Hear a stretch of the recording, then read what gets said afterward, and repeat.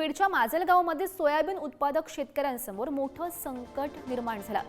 Soybean खरेदीची मुदत संपल्यानं एकाच वेळी 2000 शेतकऱ्यांना सोयाबीन खरेदी केंद्रातून मेसेज गेले आणि ते सर्व शेतकरी शासकीय खरेदी केंद्रावर येऊन पोहोचले, परंतु त्या ठिकाणी खरेदीबाबत भूमिका स्पष्ट नसल्यानं या शेतकऱ्यांना जवळपास 8 दिवसांपासून खरेदी केंद्राबाहेर आपली वाहनं घेऊन थांबावं लागल्याचं बघायला मिळतंय। खरेदीच्या नोंदणीच्या अगोदर येऊनही आम्हाला कसल्याही प्रकारचं टोकन दिलं नाही, आम्हाला कसल्याही प्रकारचं काहीच केलेलं नाही।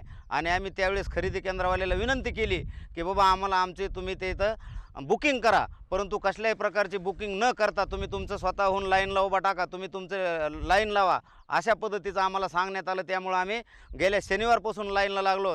म्हणजे शनिवारी येऊनसुद्धा अजून आमचे खरेदी झालेली नाही।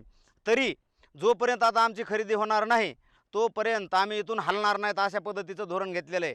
शासनाच्या नियमाप्रमाणे हमाली न घेता जास्तीचे घेऊन यांच्याकडे जे असणारे चाळणे सुद्धा आहेत, चाळण्यामध्ये सुद्धा हे अर्धाला मला घरी वापस पाठवतात। अशा प्रकारे या ठिकाणी शासनाने लादून दिलेल्या ह्या खाजगी केंद्राने शेतकऱ्याचे प्रचंड प्रमाणामध्ये लूट केलेली आहे। 250, 300 कट्टा हमालीचा ह्यांनी मात्र्याचा ह्यांच्या गोडाऊनला जमा करून ठेवलेला आहे।